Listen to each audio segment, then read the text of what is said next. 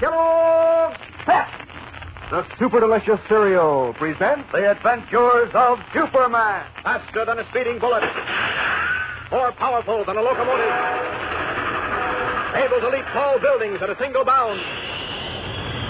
Look, up in the sky. It's a bird. It's a plane. It's Superman. Yes, it's Superman. And today, as we conclude our story of the talking cat, Jimmy Olsen and Lois Lane are in urgent need of his help. We'll join them in a moment. But right now, here is Dan McCullough. Say, I know a young fella who never used to like to run errands for his mother. But nowadays, well, he starts out for the grocery store like a streak of lightning. You see, his folks eat lots of that super delicious whole wheat flake cereal, Kellogg's Pep. So Mom's most always sending for another package. And that means another bright-colored comic button to add to his collection. Maybe that little squirt Herbie with his red and black striped beanie and his school books under his arm. Maybe Smiling Jack, mighty handsome in his natty-looking uniform. Maybe even Superman himself, bright blue jersey and red Superman insignia, flying cape and all. And if it's a duplicate, like a comic button you already have, why, that's even more fun, because then it's exciting to swap with your pals and compare notes on how many you've collected. And you really feel like strutting around when you wear those slick-looking buttons pinned on your jacket or your dress or cap. So it's a real break that these swell comic buttons are so easy to get. You don't send in any money, not even a box top, and you can't buy them anywhere. But inside every package of Kellogg's Pep, there's your swell prize. Remember, that's P-E-P, Pep, made by Kellogg's of Battle Creek. Now, the adventures of Superman. When Lois Lane and Jimmy Olsen mysteriously disappeared after revealing that Lois's Siamese cat had spoken to them in a human voice, Clark Kent discovered how the animal had been made to appear to talk. 4 wristwatches presented to Kent, Perry White, Lois, and Jimmy as Christmas presents had been ingeniously equipped with tiny radio receivers, which picked up a human voice being broadcast from a transmitter in a funeral hearse. Kent traced the watches to the jewelry shop of a man named Chrysler, and by means of his acute hearing, overheard Chrysler phone a Mr. Ames, telling him of Ted's visit. As we continue now, Ames and his henchman, a ferret-faced man named Turbot, have unlocked the door in a dingy warehouse where Lois and Jimmy are imprisoned. As the door opens, the 2 reporters spring to their feet. Jim, somebody's coming. Maybe it's Mr. Kent or the police. No, it isn't. Stand here by the door, Robert. Well, good morning, Miss Lane. Olsen. Who are you? Don't you recognize me? Why, you're Cedric Ames. That's right, Miss Lane. Quite a long time since we've met, isn't it? Why are you pointing that gun at us? You have a short memory, Miss Lane. You've forgotten that you and Clark Kent and Perry Wyatt, yes, and Olsen, too, exposed me and put my newspaper out of business? You deserve to be put out of business. You should have been put behind bars for life. You were publishing a vicious, anti-racial paper that preached hate and intolerance, trying to do to America what Hitler did to Germany. Yeah, I remember you. I wasn't in on most of the story, but I remember it all now. And you should remember what I told each of you in court when I was sent to jail for what you called subversive activities. Is that why you've got the gun? It is indeed, Olsen. Instead of continuing the cat treatment. Cat treatment? So it was you. You tricked us some way. Made us think the cats talked. The Kent said all the time it was a trick. But how? Why? You were trying to drive us out of our minds. Leap and I lift. would have succeeded if not for Mr. Kent. Now, Miss Lane. Olsen. No. Put that gun down. You'll go to the electric chair. Don't worry about me. Goodbye, Miss Lane. Goodbye, Olsen. No. I'll take that gun, Ames. Let go. Come on. Miss Let Lane, go. look. It's Superman. Oh, thank heaven. I said I'd take that gun, Mr. Rat. Oh, I think I'm going to... Don't say now, Miss Lane. Everything's okay. What are you going to do to me? Put you back in the cell they should never have let you out of. This time, I hope you'll be locked up for good. Hey, the other guy's getting away. He won't get far, Jim. Inspector Henderson and his men are outside. All right, come along, Ames. The inspector will be glad to see you. No. Come along, I said. You all right, Miss Lane? A bit weak in the knees, but all right now. Thanks to you. That goes for me, too. Boy, I thought we were gone. That wasn't as bad as thinking I was losing my mind. I suppose it was Ames who sent me the cat. Yes, of course he did. He had the wristwatches you received for Christmas made with tiny radio receivers in them. What? Radio receiver? That's how it was done, Jim. When Ames's lookout saw you were alone with the cat, he signaled a man in the funeral hearse who broadcast the strange voices you heard. The wristwatches picked up the voices. Police. So that's how it was done. But how did I disappear from the taxi cab that day? Well, you'd fallen asleep. You were taking the sedative before you left your apartment, remember? The man in the hearse stopped your taxi driver, and when he turned to look at you, the man knocked him out with a padded blackjack. Oh. When the driver awoke, the man and you were gone. Clark Kent will explain anything else you want to know. Oh, here comes Inspector Henderson. I'll turn you all over to him. Turning the now thoroughly cowed Ames over to the police and taking leave of Lois and Jimmy, Superman disappears. The following morning, once more in the guise of Clark Kent, mild-mannered reporter, we find him in Lois Lane's office, where he and Jimmy Olsen are kidding the girl reporter about the talking cat. Oh, you look a little tired, Lois. How about a cat nap? Dr. Clark. And don't you laugh, Mr. Olsen. You're the last person in the world to laugh at me. What, Jimmy? A person? I thought he was a cat. Oh, Why, sure he's a cat. Meow, the Lady Jane. Okay. meow. Yes, yes. I suppose you think you're funny. You wouldn't joke about it if you'd gone through what I went through. Oh, yes, a terrible catastrophe, wasn't it? Oh, boy. Oh, boy. Clark, if you've got nothing better to do than to pull bad puns and make unfunny jokes, suppose you do it in your own office. Oh, we're just kidding, Miss Lane. Well, I'm not in the humor for kittens. I mean kittens. Ah, you see? How do you like that? Blames us and then pulls a sour gag herself. It wasn't a gag. It was a mistake. It was a mistake. Well, Jim, look.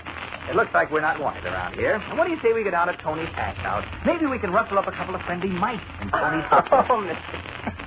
You know, Clark, you're wasting your time as a Oh, reporter. do you think so? You should be a radio comedian. Oh, other people have told me that. How would you like me to fix it for you? Can you? I know the man who produces the Danny Kaye program. Oh, really? No, O'Reilly. There. There what? I suppose that wasn't funny. Funny? It's a joke, Mr. Ken. A joke, that is. Oh, really? Get out of here, both of you. Uh-oh, that's showing her Get out, I said. Oh, the phone's ringing. I'm not deaf. Phone. Oh. Hello? Mr. Kent, please. Just a minute. It's for you, the great Mr. Kent. Meow. Oh, you don't stop that. Here, take your old phone. Yep. Hello? Hello, Kent. Yes. This is Bruce Wayne. Who? Bruce Wayne. Oh, Batman. Oh, yes. How are you? Fine, and you? Fine, thanks. I'm calling from the Crime Detection Office at Police Headquarters, Kent. I wonder, could you come down here? Well, sure thing. Why? What's up? I can't discuss it over the phone. You'd better get down here. I'll be in room 607. I'll be there in 10 minutes. And, Kent, Yes? don't bring anyone with you. If this leaks out, you will be ruined. What? Ruin? See you in 10 minutes. Goodbye. Why? What's the matter, Mr. Ken? Huh? What? Oh, nothing. I've got to get down to police headquarters. Well, I hope they put you in a cell and throw away the key. Oh, I'll go along with you. No, Jim. No, I've got to go alone. I'll see you later. Ruin? What did he mean? Miss Lane, you see the look on his face when he hung up? I don't make it a habit to keep my eyes glued on Mr. Kent's face. Oh, but that look. I've seen it before. I know it. It's getting me trouble. Right you are, Jimmy. That look does mean trouble. But not the kind of trouble you think. Gang, don't miss the startling climax of today's episode. Stand by for just a moment, and we'll be back with it. But first, here again is your announcer. You know, the young fellows in our block are extra busy these days working on their collection of comic buttons from packages of Kellogg's Pep. And for a mighty good reason. If they don't hop to it, the girls are going to get ahead of them. Collect more of these nifty comic buttons. Well, right now, I'd say it was just about nip and tuck, and there's a lot of trading going on, too. You see, whenever you get a new button that's like one of the comic strip characters you already have, then there's the business and the fun of finding out which one of your pals has a duplicate, too, so that you can swap. That way, you both have a brand new button to wear pinned on your jacket or your dress or cap. And they look swell. Why, the pictures of your funny paper favorites are so clear and sharp and so bright colors they stand out like anything. And they're true to life, too, just the way that you always see them in the funny papers. So, gang, don't let anybody get ahead of you. Better remind Mom right now to get you another package or two of that super delicious whole wheat flake cereal, Kellogg's Pep, because that's the only way you can get these comic buttons. You don't send in a single penny, not even a box top, and you can't buy them anywhere. But there's an exclusive prize for you in every package of P.E.P. Pep, made by Kellogg's, the greatest name in cereals. Now, back to the adventures of Superman. At police headquarters in room 607 of the Crime Detection Division, Batman in his guise of Bruce Wayne and Superman in his guise of Clark Kent face one another across a desk. Kent is obviously puzzled as Bruce Wayne opens a drawer of the desk and removes 3 index cards. For a moment, he studies them. Then he looks up. Kent, where were you on the night of Thursday, December 20th? December 20th? Uh-huh. December 20th. Well, frankly, I don't know. All right, let's take another one. The night of January 2nd. That was a Wednesday. January 2nd. Let's see, today's the 28th. That makes it almost 4 weeks, isn't it? Afraid I can't answer that either, but... Here's one more, fairly recent. The night of January the 18th. It was a Friday. Friday the 18th? About midnight. Well, I was home, I imagine. Unless I'm out on a story, I'm usually home before midnight. But you're not sure about the 18th. I can't be positive. What's this all about? Well, here it is, Kent.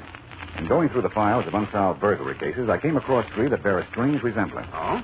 3 bank burglaries in outlying districts that never hit the newspapers because they evidently weren't big enough. Uh-huh. The first one, on December 20th, netted the burglar $2,000. The next, on January 2nd, netted $3,000. And the last, on January 18th, netted $5,000. Pretty small hauls for bank burglaries, aren't they? Yes, they're very small. Particularly since in each case the vault door was ripped open and there was plenty of money lying around. I don't get it. Neither do the police. But that's not all. As I said, the doors of the vaults in all 3 banks were literally ripped off their hinges. You mean blown off, dynamited? No, I mean ripped. And each of these police reports mentions that whoever did it must have been a Superman. Oh, that's fine. Great. During the war, the Nazis appropriated my name, called themselves Superman, and now it's a bank robber. There's one more thing. Yes? The money that was stolen was sent to charities. Say that again. The $2,000 stolen on December 20th was sent to the National Charity Board. The $3,000 stolen on January 2nd was sent to the Metropolis Orphanage. Uh-huh. And the $5,000 stolen on January the 18th was sent to the Interfaith Relief Council. Oh, excuse me. Yeah, sure. Yes? Oh, yes, Wilson. What? Are you sure? Yes. I see. All right, thanks. Kent, this is getting serious. Well, what's getting serious? Last night, the Lynn Haven National Bank just outside Metropolis was broken into. So? The vault door was ripped off and $10,000 was stolen. A passing motorist saw a man running out of the bank carrying a small satchel. Well? He wore a red cape and a blue costume. For a long moment, Clark Kent fails to get the point. Then suddenly it dawns on him. A red cape and a blue costume. The symbols of Superman. Stunned, he stares at Bruce Wayne in open-mouthed amazement. Is Wayne, otherwise known as the Batman, insinuating that he, Superman, has been robbing banks? Or is he suggesting that there may be another Superman, another individual endowed with superhuman powers? Gang, this is the beginning of one of the most mysteriously exciting adventures in Superman's entire career. So don't miss a single exciting episode. Is there another Superman? Listen tomorrow, same time, same station. Tune in and follow The Adventures of Superman. Fellows and girls, be sure to follow The Adventures of Superman.